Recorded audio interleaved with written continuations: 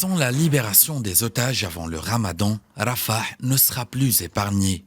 Pas moins d'1,4 million de Palestiniens entassés à Rafah vont devoir se préparer à faire face à une offensive d'Israël, à moins que le Hamas ne réponde aux exigences de l'État hébreu.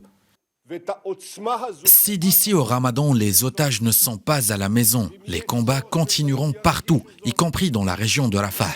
Le Hamas a le choix. Ils peuvent se rendre, libérer les otages et les civils de Gaza pourront ainsi célébrer la fête du Ramadan.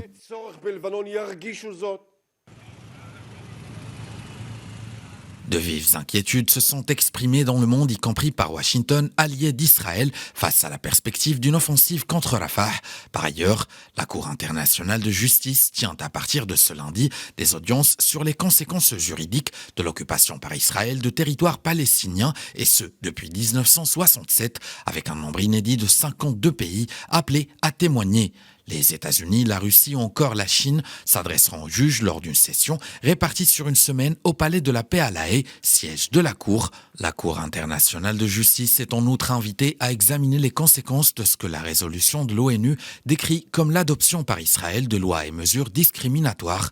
Elle doit donner son opinion sur la manière dont les actions d'Israël affectent le statut juridique de l'occupation et sur ses conséquences pour les Nations Unies et d'autres pays.